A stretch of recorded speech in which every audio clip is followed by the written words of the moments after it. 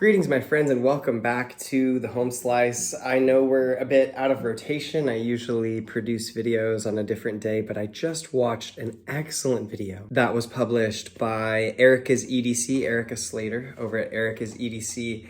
And she was talking about the ways that we sort of zero in on one sharpening method as the exact right way.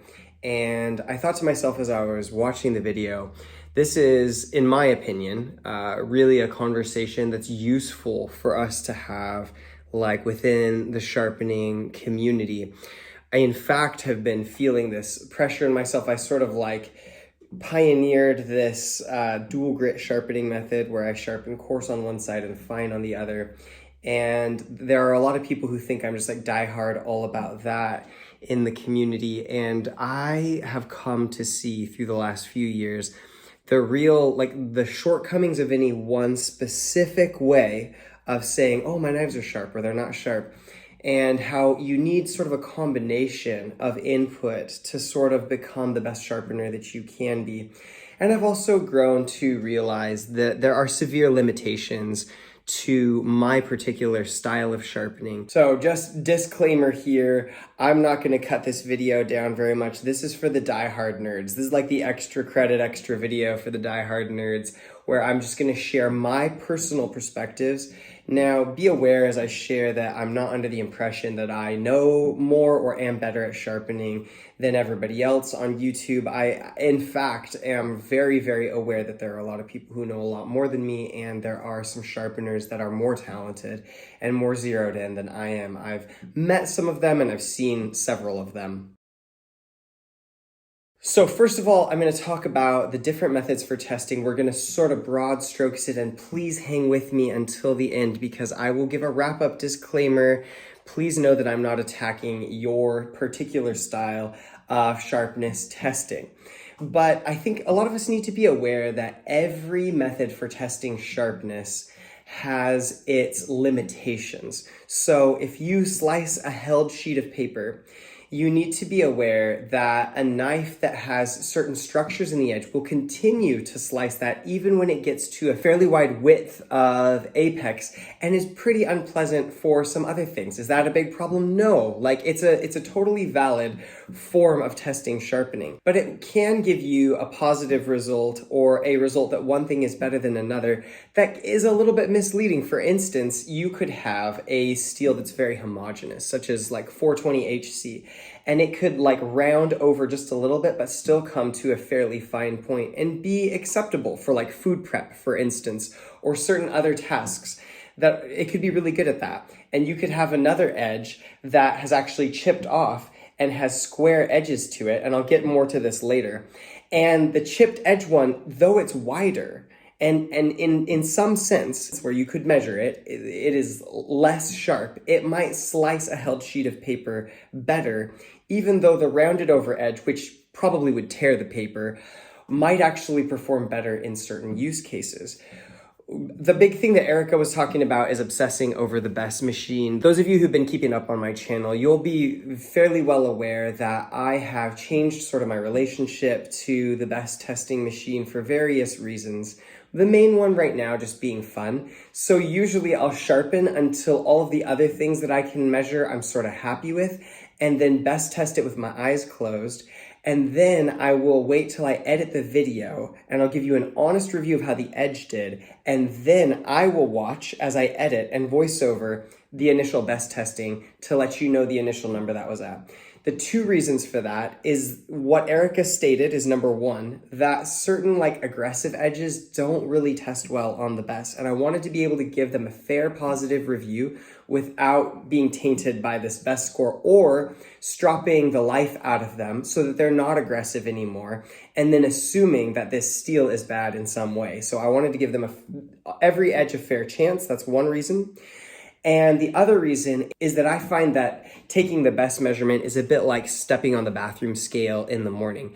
Maybe you're excited about your diet and exercise like routine, right? And maybe you've been doing really well and you know that your health is good, but then you step on the scale in the morning and it's like, oh, because you wore your cargo pants, you've got an extra pound and a half. And all of a sudden, you believe all of these things about your value and quality that are related to the number, even though your life experience would dictate that there's a lot of reason for you to have confidence. And I think that the BESS machine sort of falls into this similar category.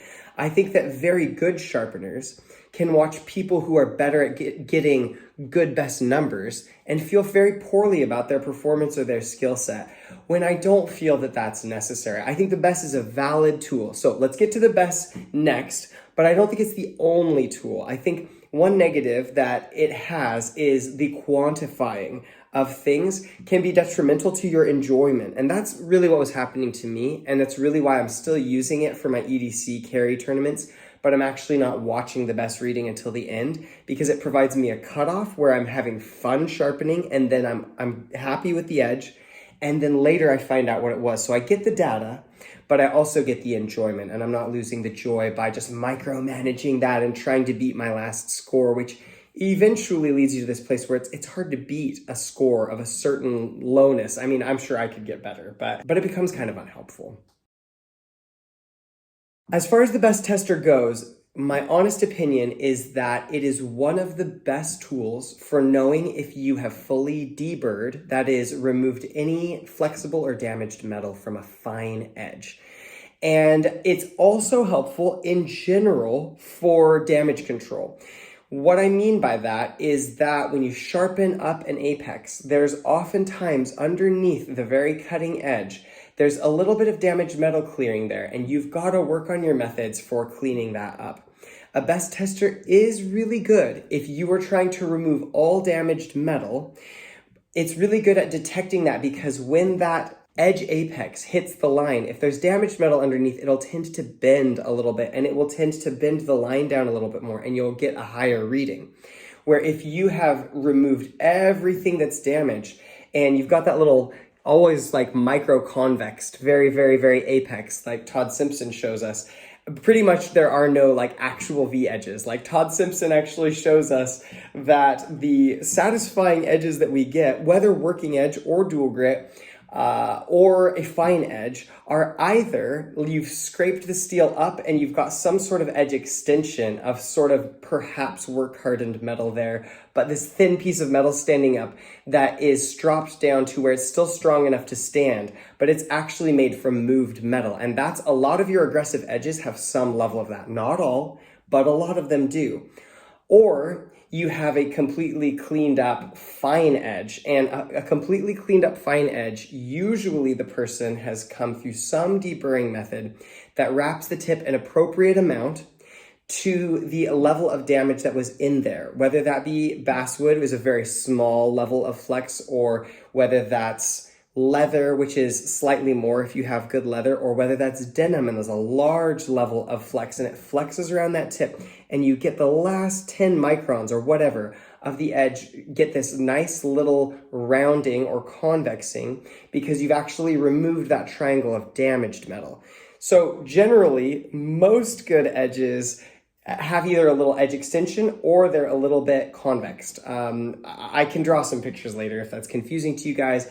But just to bring it back to what we're talking about, with the BESS machine will give you a really low reading if you have achieved that little convex. If you've taken that V-shaped edge and you've cut off the damaged metal around and come to what's underneath it, and there's no flex left to the edge.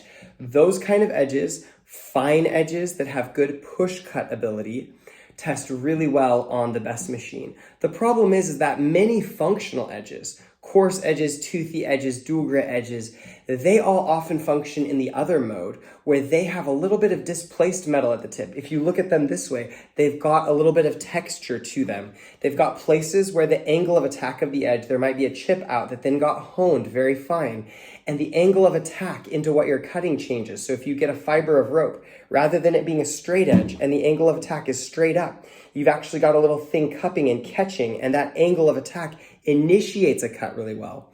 In the other plane, if we're not talking about the edge this way, but we're talking tip on, in that plane, oftentimes there are portions of a coarse or a toothy edge where the damaged metal has been pulled up and then the worst of the damaged stuff has been removed, but there remains this little doming or like piling up of metal at the tip. And it actually has some functional qualities of slowing down wear. It also can dull or break down in a more helpful manner. I'll talk about that when I talk about super steels. Hang with me. But the thing about BESS machine is that if you think about a cut, say this is the BESS line, okay? For the test to be accurate, it has to be a pure push cut. Everybody will tell you that, okay? If it's super curved, it will read lower, kind of falsely. If you were to pull across it and slice it, it would be a totally invalid reading. For the BESS machine to work, it must be push cut only. And therefore, all it measures is the push cut acuity, how fine it is for a push cut. However, because of the two mechanisms I just described by which coarse edges and toothy edges and dual grit edges work, they actually have a mechanical advantage in a draw cut where you're pulling the edge across a medium. And because the BESS doesn't reward this, what I believe to be a valid attribute of these edges, and because it focuses solely on this push cut quality, it will give you a really good read of whether you've cleaned up all the damage on your fine edge. It will give you a really good read of how your experience will be if you're whittling and push cutting straight through wood or chopping. I go to the BESS if I'm going to try to get a chopper zeroed in, and I will try to get that thing as low as possible, because the less flex a chopper has got out of the tip and the more you've got that little tiny micro convex, the better, in my experience, an edge is on a chopper. In an EDC, it depends on what you're going for. And if you want to go for a really long-lasting, aggressive edge, a low BESS doesn't tell you it's going to be bad at that. It just doesn't do anything to tell you it will be good at that. Does that make sense? Let me know in the comments. There's other ways of telling whether something is sharp. Obviously, shaving or hair whittling, those are really common ones. And Erica demonstrated in an excellent way in her video that she got a BESS test of like 160 to 180 on this crewware knife that she sharpened on a coarse edge. So it was testing well on the BESS tester, but it wouldn't shave hair. But at the same time, she's like, this does everything I need it to do. And so there are different methods. So shaving can be helpful. Again, it's a little bit more of a push cut application. When you shave, you don't draw across your arm, you push in a straight line. So just like the BESS line, shaving rewards finer edges with less flexible metal that have smaller apex width, that are smoother and are better at push cutting. It doesn't reward aggression at all, to my knowledge. In addition, there's hair whittling. Now, you can tear me apart in the comments. I'm not set up to demonstrate this right now, so go ahead and have at me in the comments for stepping into this beehive. But hair whittling is actually not a be-all, end-all for sharpness testing. Let me explain, okay? Because there's plenty of people out there who are doing valid sharpening and valid research that use hair whittling as their metric. Hair whittling can be accomplished in two ways.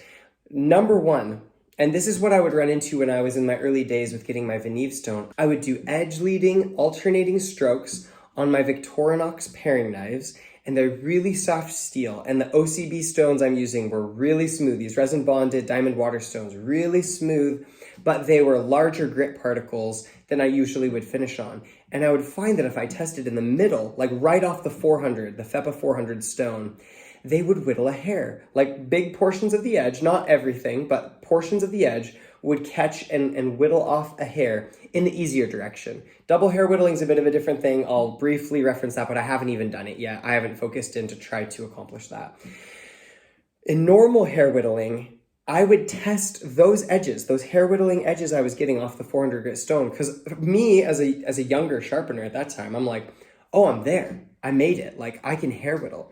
And I would test those on the BESS machine, and the BESS would be somewhere from like 180 to 300. And I would be like, how can something be fine enough to split a hair and test like just under 300 grams on the BESS machine? Like, that breaks my mind. And I've looked through various research. I won't get into it all right now, but there is good and well-founded research for the idea that hair whittling can be accomplished by a clean edge apex that's been formed really well. Or it can be done on a little tiny foil burr sticking up off of a half-formed edge. And that's what I was experiencing with those Victorinox knives. I would go forward in edge leading, and the diamond is so hard and the steel is so soft, although I like Victorinox steel. I just think it works better with like a normal Waterstone personally. You can disagree with me in the comments again. But I would be going these edge leading strokes and the hard diamond would hit the edge and it would throw a little bit of a tiny little forward feather burr.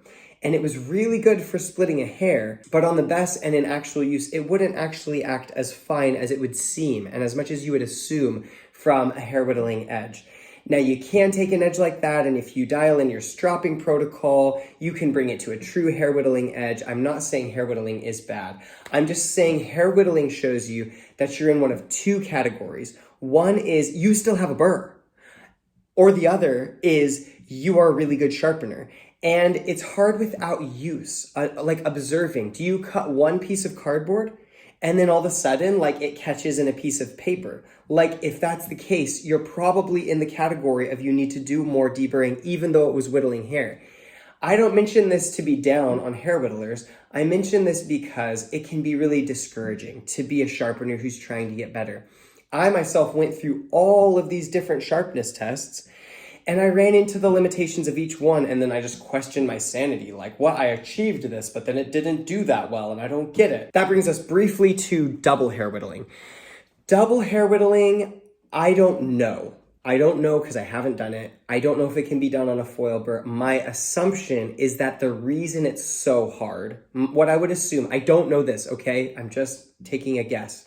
My assumption is that the reason it's so hard is that you actually have to be in the category of full burr removal and very fine apex because you held that knife really still, or you had it locked in a preset system. I would assume that double hair whittling is a better metric than hair whittling, but I myself, like I've seen people do it, I just haven't been that inspired to try for it yet. Probably someday I'll come out with a video where I either do it or fail to do it. Sorry, got dust floating in front of the camera. There's other methods of testing sharpness. I won't cover any of them really at length. There's like the fingernail test where you see if it'll slide off your fingernail. In my opinion, that mostly measures how small the width of your final cutting apex is. It doesn't really tell you aggression because you'll get something to grab, even if it's a little bit glassy. But I don't use that one that much, so just, take that for what it's worth, which is very little. Lastly, I'll reference Murray Carter and the 3-fingered test of edge sharpness. Now, which is basically to say you're sort of feeling for aggression. You put your thumb on the spine of the blade. This is a 15V Para 2. Real nice knife, by the way.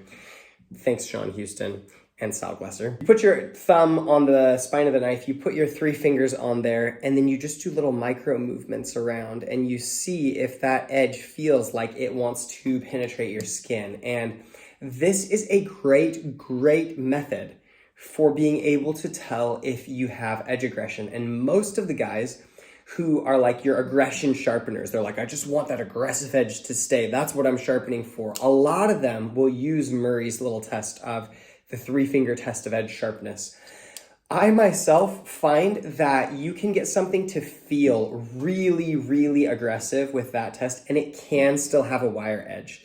Like I have had times where I was like, oh, I don't want to strop that. I don't want to touch it because it feels like it's just going to grab. An example that comes to mind is the dual grit edge that I had on LC200N. It felt that way. It's like, oh my gosh, that's so gloriously grabby. And I went to use it and there was too much edge flexibility. Like there were portions of edge that rolled so severely that it did affect cutting performance. And I would say that edge aggression is a valid metric to be in the sharpener's tool belt, as are all of these, in my opinion.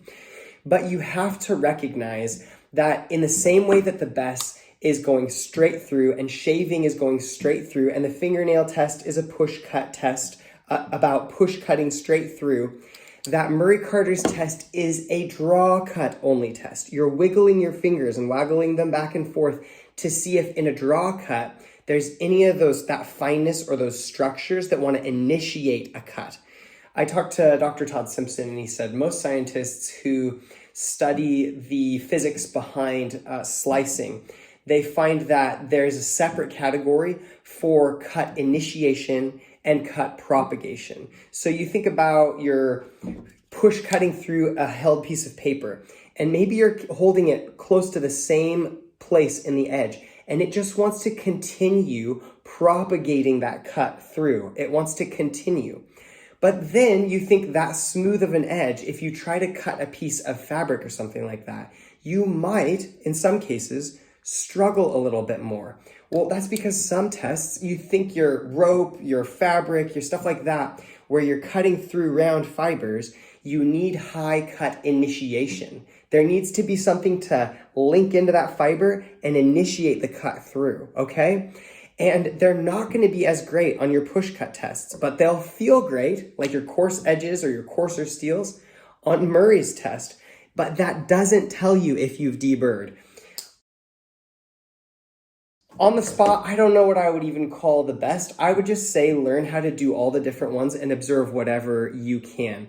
The two things I would say most people should be doing more is, like, if you have a BESS, you should be doing the BESS and the 3-finger test, because that will tell you a little bit about aggression and cut initiation, and it will also tell you a little bit about how clean and non-flexible your edge is, which is separate, and how the push cutting is. If you can somehow marry those two, if you can get a little bit of both of those, you will have sharpened an edge that is beyond what most people are able to do, in my opinion. If you don't have a BESS, man, don't despair. Like, use your knife, like cut into a piece of wood, cut up a piece of cardboard. If the cut performance doesn't drop dramatically, then you probably don't have a wire edge that is so significant that it affects your everyday experience. And so who cares? You know, like just enjoy your gear, right? That would be my advice. My advice would be, if you're going to be a crazy sharpening nerd like me or Erica or whoever, learn as many of these as you can and use them to fit the scenario. If you know a steel is hard to deburr, use that BESS machine, but also check it for aggression somehow. If you know that a steel deburrs really easily, but you're worried about microchipping or whatever else, then use your paper test to make sure that there's no catches. There's no prescriptive way. And this is where I feel like the conversation that Erica has started is a really helpful one. There is no prescriptive way of you have to sharpen all knives this one way or you're a failure. Like, that's BS. Like, the best sharpeners, I think, try all kinds of different things, and they tailor the kind of steels that they like and the methods they like and the stones that they like to get the result that they like. And they enjoy the whole process of that. They enjoy the selling and getting another stone and trying it out and refining their methodology. And if I could encourage you guys toward anything, it would be like, obsess less and just enjoy more. Okay, I'm going to talk to you guys about one more subject on this subject, and that is, how do edges break down, and how does actually the physics of edge breakdown affect our perception of sharpness? And this ranges from what makes super steels work to why do certain steels perform better at certain tasks, and why do certain kinds of edges. Let's talk. Okay, so the first thing that we need to go over is, how does a ceramic knife's edge actually break down in terms of physics, and why do they work well versus a conventional steel or ingot? And what we'll get to is powder steel, okay? So what happens when you're using a ceramic knife, you're using the edge, and when you're cutting through something, this is a tiny, in each of these cases, microscopic piece of metal. And so you've got large amounts of force coming down, and they're pushing that edge to want to bend around. In an ingot steel, that edge, if it's clean, is flexible, but it should elastically deform and move around without changing shape permanently and plastically deforming too much. And then a lot of what will take the edge away quickly is your abrasive wear. So if this is a Victorinox, say, in their steel, their stainless steel, and you cut up a cardboard box, or 6 or 10 or whatever, you've done a good job sharpening, but slowly the particles of cardboard come and they take a little piece of metal off and a little piece of metal off because there's abrasive things inside of cardboard. Eventually, perhaps you end up with a sort of naturally rounded edge like that. And at this point, it starts feeling really dull. Well, say you have this ceramic knife. Sorry, I've written that a little bit high. And you have one of these white, maybe you have a nice like Kyocera ceramic knife, and you're cutting up your food in your kitchen, and you notice at some point that it's not cutting quite as finely, but it still feels pretty good. Well, a ceramic is really hard. It really resists being bent around too much. And so what will happen is rather than being worn away because it's so hard, over time, the flex and the forces that it has to endure will cause something in the crystalline structure. Some weak spot will be found where maybe there's a little grain line from here to there, okay? And then it cracks and that little bit chips off. And then the ceramic, it feels like, it has dulled, but it feels sharper than your ingot steel over here. It feels sharper than sort of your everyday garden variety stainless. And there's two reasons why. There's not just one reason. One reason why is that often the width of a ceramic as it breaks down will be a lower width. Usually it won't chip quite as big as a soft steel will dull. So one thing is apex width. The second thing is apex shaping. In terms of cut initiation, you think about a fiber laid across this. What is there to start and initiate a cut? The pressure in a circle is spread evenly across it, right? Versus you think of a fiber of like clothing, say, spread over this, and all of a sudden you begin to see, right? These square edges and rough structures actually provide pressure points where the pressure is greater to begin initiating a cut. Also, if you think about flipping the edge from this orientation to this orientation, an edge that is worn out will still look kind of flat, whereas ceramic that is beginning to dull will often have like little areas of roughness, which provide further cut initiation, if that makes sense. So let's talk powder steel. I probably annoy people by this, but I'm a bit fond of saying there are no super steels, there are just powder steels, and they're anywhere from like, I don't know, 10% to 120% better than your regular steels at certain attributes. But there's nothing magical superhero about them. They're not super, they're just made with a better powder technology, but they're still steels and they break down in a slightly different way. And it's the reason that they're considered to have good edge retention. So if we come back to our ingot steel over here that has been worn over, what you find in contrast to a powder steel, if you've got a powder steel with a fresh edge, within this, you have little bits of carbide. They're almost like little bits of ceramic. So depending on what your carbide volume is, you move an order of magnitude like toward the performance and characteristics of a ceramic steel when you have a powder, because you have some of those carbide structures inside. So just like it's harder to flex the apex sort of stays truer and fine on a ceramic knife. Similarly, in a powder steel, these little bits of carbide scattered throughout, they hold it to be more rigid and less flexible. And that's good in terms of performance. It can apply more of the force of your cut into it, but they also sort of pin the grain boundaries. And what I mean is that your crystal structure of the steel will have grain boundaries running from one carbide to another. And as the tip has to flex back and forth, it actually carves out a pathway along those carbides where it will chip. And high carbon powder steels dull in much the same way as a ceramic. They don't dull the same as an ingot steel. They actually shear off. And if you were to zoom into these edges, many of these edges have a somewhat square side structure. And that focuses, if you're cutting a material that comes across that, It focuses all the pressure to that one area and provides you with ongoing relative fineness, but also ongoing cut initiation. So powder steels, in my opinion, a lot of why they're better is not actually because they get intrinsically sharper or stay absolutely sharper. It's that they actually fail better. They actually, their fail points are managed in the same way that ceramic knives fail points are, so that you get that continued nice, aggressive working edge that lasts a long time.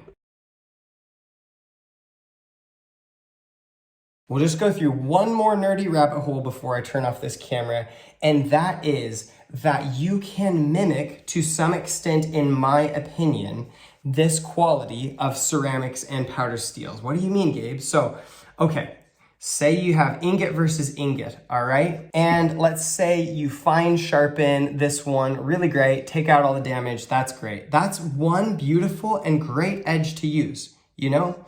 Let's say that you sharpened this with a coarse abrasive. And so if we take from this plane and flipped the edge, then this ingot steel has more edge texturing to it because it was made with a coarser stone. This one has more of a straightened edge. If this is the grind here on both, and this is the edge, the secondary bevel. So this is a bit too extreme, like the texturing is so small, but anyway. So let's say that you have sharpened this one coarse and this one fine. Well, two things are gonna happen. Usually, if you do your homework with a fine edge and you do it well, you're going to have cleaned up a lot of the damage under there, and you will create this little tiny micro convex that's very tough and very stable and very good. But the thing that's going to take it out, if it's a softer ingot steel especially, but any steel over time, is going to get worn down, and it will round, it could mushroom, it could bend or chip depending on which steel and where the carbides are in it.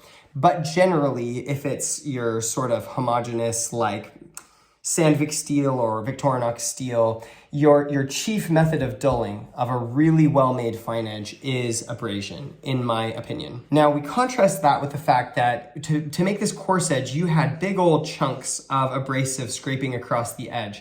And so you've probably stropped it and done something, but there is a reality that little bits of slightly displaced or damaged metal linger in the tip.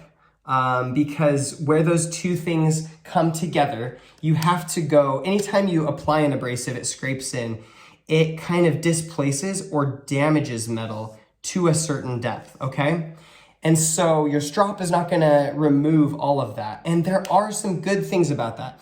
Number one, it is possible for like strained metal or displaced metal to act a little harder than metal that's completely clean and damaged free because of processes called work hardening or precipitation hardening. I'm not claiming to know how to do that. I just know that it can happen in steel, and it is possible that at times it is happening in a micro case in sharpening.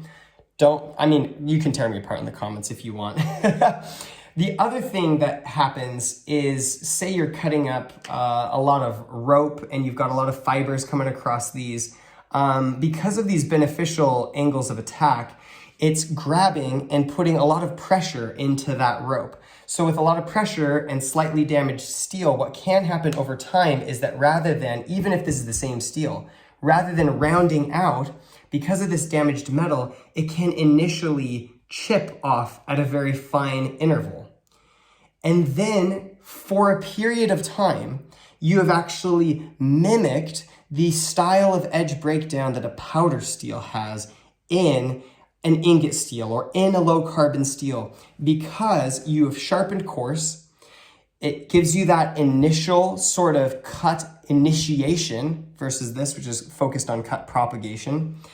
And the way that it breaks down initially can be closer to the way that a good super steel breaks down, in that it chips, leaving square corners, which provide points for pressure to be focused, which leads to continued decent working edge and cut initiation. I don't have a clue how many of you stuck with me through all of that, but that was such a detailed dump. If you want further videos clarifying things, you can talk to me down in the comments. I made this whole video because I think that Erica is doing a really helpful thing in terms of demystifying, de-shaming sharpening, and normalizing the idea that we can do things in different ways, and that because of really interesting reasons, there are good reasons to do things in different ways and let people have their own sharpening method and enjoy it. I think that's valid. I think Erica's awesome. Thank you, Erica. This is my 2 cents on the whole thing, my nerdy Gabe corner of the world 2 cents, and I hope you guys all have a great day. Peace out.